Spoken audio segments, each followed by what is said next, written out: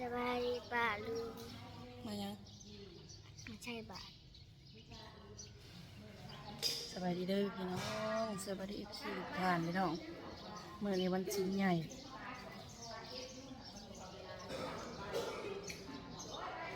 มันกระตาติบเขาเมื่อในวันชิ้นใหญ่พี่น้องเอ้ยวันชิ้นใหญ่สิไปรวมไปเหนือไปเซโนเมื่อนี่ก็เลยมาแหวะใส่บาตรยาน้ำก่อนอยู่วัดบ้านนาโมงจ้าพระองค์เดียวยังบ่ทัน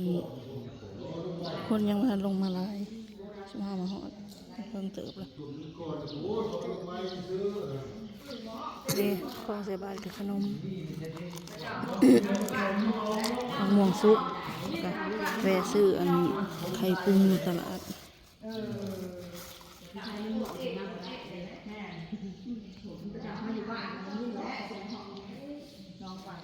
เชียร์ซายอ่ะเอาอ่ะเบิดเขาเลยจีสัญญาณงูหน่อยสิมาเลยอยู่น้ำเนาะเลยสบายก่อนเราไปไล่บัดใหญ่กุคนกันเขาแจกใหญ่กุคน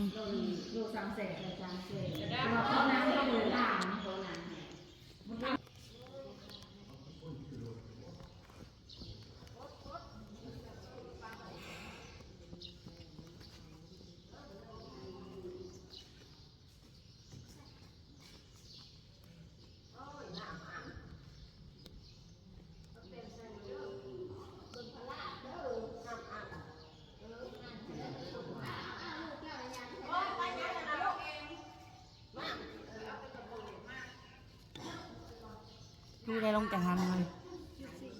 จุดสามเขาวินมานี่ว่าเห็นผลโพสลงค่ะอันเย็ดมาลงค่ะมาใครถ้าเจอโพสลงขายนั่นปวดนะจะไปหาที่ไหนข้าเจ้าได้ข้าเจ้าได้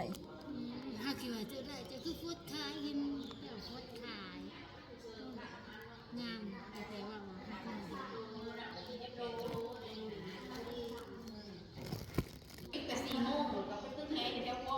กำลังทยอยมา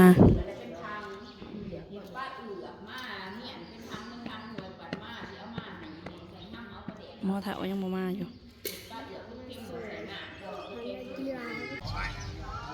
นี่คือมัวหน่อยเสร็จกล่องก่อนองค์ยิงกำลังย่อปลาขาวมา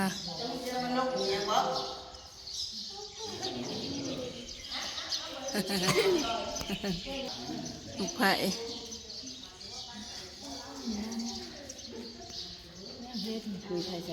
เฮ้ยเอาปิ้งไก่ก็มาใส่อันนั้นเลยปลาขาวให้ไหน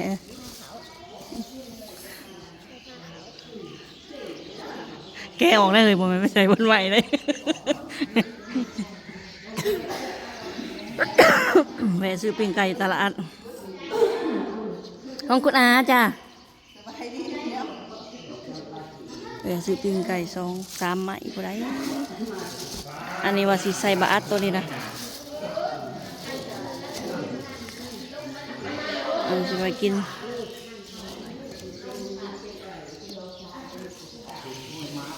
ก็เลยเป็นน้องเลยเนาะ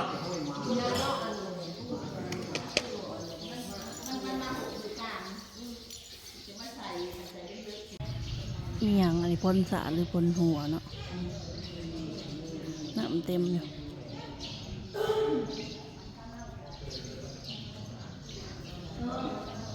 เจ้าอุ้มน้อง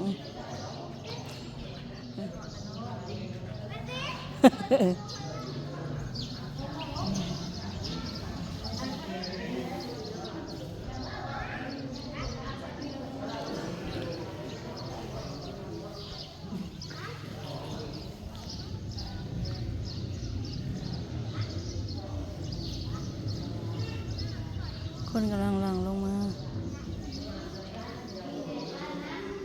าไว้ฮัม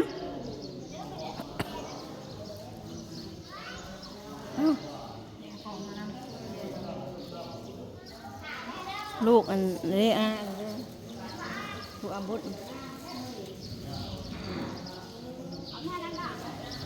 ฮะกับเมื่อผมกันนี่แหละแม่กับสิออกเมื่อผมคือกันมันสิเมื่อเดียวนี้เบาะนี่อยากเลยใส่บาอัดอะไรคนสู้อยากเลยใส่บาอัดหมอยันเลยใส่บาแล้วหมอสิมือขึ้นมาหามขึ้นมาก่อน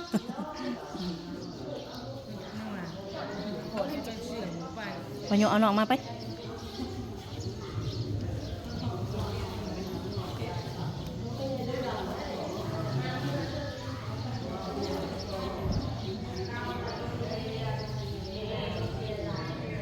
ขอโทษค่ะ อยากบ่ไม่อยากเอ้าเนี่ยเด้อขนมเนี่ยเด้ออะไรนะ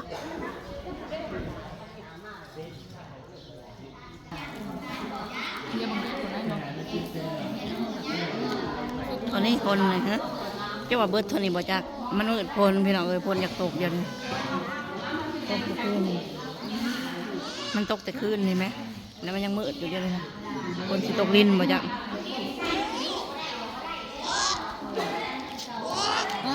เนาะคือมีแต่ขี้ดินเพิ่นลูกข่อยมึงแม่เป็นยับตัวไปแม่สงสัยหนังอิงยังบ่จักที่ไหนอีก นี่เบี้ยอีได้เก็บเหมือนกันนะ พอจะหนีปุ่มก็ถึงน้องก็รวมบอกรีบปะมึงสิกาแฟ มึงเอาเงินบาทเด้อ มีหนึ่งทรงพจินนี่เนาะ เอาช่องเดี๋ยวจะกง ตกเย็นไป ประมาณ300 เศร้าคือมีเพลงเพราะมันดีกำลังสีขาวพิธีคนกับโบราณสันนี่แหละบนสันนี่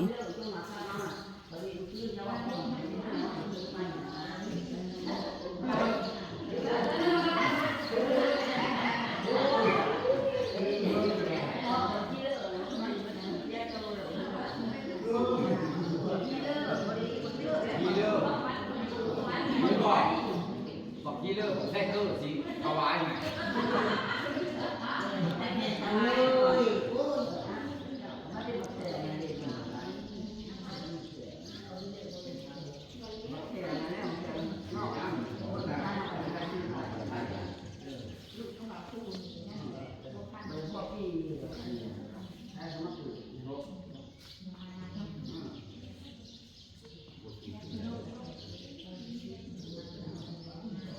ได้เนาะ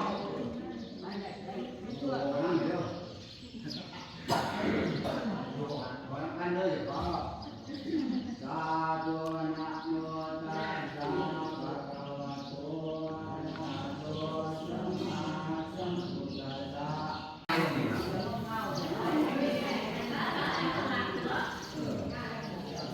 มันจืดได้อยู่จังหวะของมันตัวกันจังหวะใด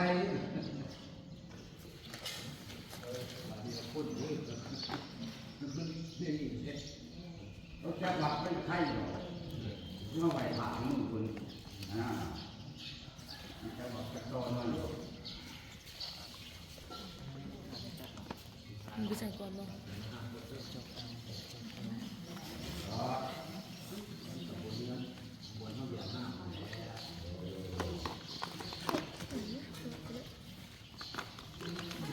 ทันไหม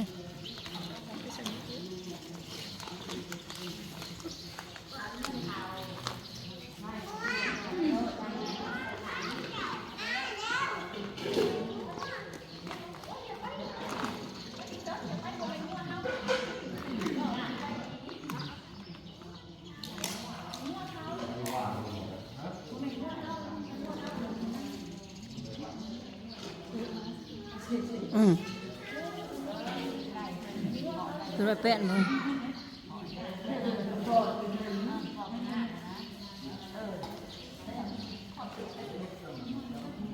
อันนี้อย่าลืม อยู่ในวัด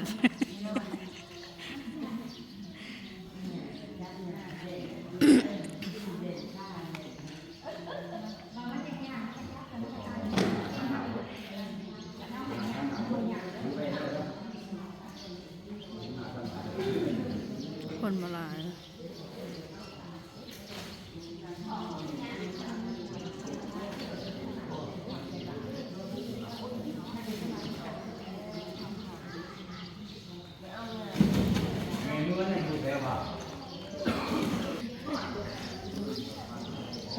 สูง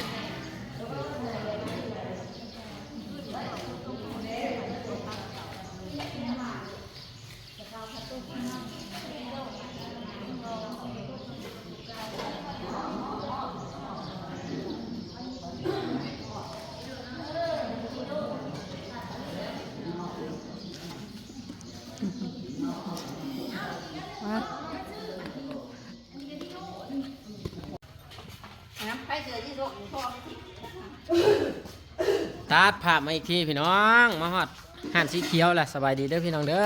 บายดี สบายดีสุขคนพี่น้องเอ้ยโธ่แม่มินี่มันขึ้นแต่วัดโอ้ยขอยกระเดียวคนละลืมคอยว่าจะออกมาแล้วมาปะบ่เห็นบ่ได้เลี้ยวเพิ่งอยู่วัดเลยบ่ได้เลี้ยวเพิ่งอยู่วัดเลยเด้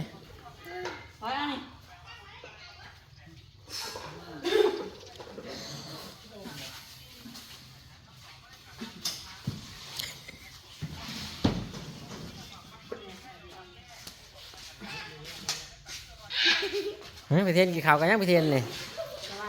สวัสดีสวัสดีครับโอ้ไปเทนชอบกินอึ่งเนาะอร่อยไหมครับยังไม่เห็นฮะสองของผมแต่พลของก็ลงเจ้าละมัวแต่ย่านผ้าเหลื่อมหรือว่าบ่ลงบ่ลงไปหรือไพ่ก็ทั่วท่งเลยใครยุ่งยังได้กบลุงได้กบใช่ไหมครับข้าวมันแล้วมันอันน่ะฝนตกเล็งเลยอึ่งแม่ไข่พี่น้องพี่เทนชอบกินไข่อึ่งไอ้โน่โทรมาที่ว่าจะอึ่งมาฝาก มาแล้วเด้อก็เลยบอกเช่นว่าถ้าไอ้โน่โทรมาบอกว่าคนกินสดเดี๋ยวมันกินแต่ต้มว่ะมันจะมาหามันจะต้มเด้อว่ะเอาไปมาเดี๋ยวประเทศไทยหน้าสวยที่อ่ะเดี๋ยวโทรมาเสียอึ่งมาให้บ่เสพกับโทรมากันใส่อึ่งมาใช้อึ่งนะโอ้ยเตรียมไข่ปลาเราโพดไร ไปเบิ่งอึ่งเคยหลากับเพื่อครั้งก็ใช่นะเพื่อครั้งอยู่ใช่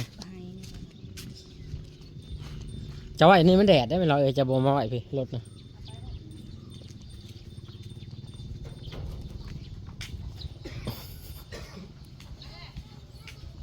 ใช้ลูกอึ่งนะสวัสดีครับนี่หน่อยป่ะ2 ข้องเลยโอ้แน่นอนจริงๆแน่นอนจริงๆนะเนี่ย ใส่กระสอบเห็นน้องพี่หนุ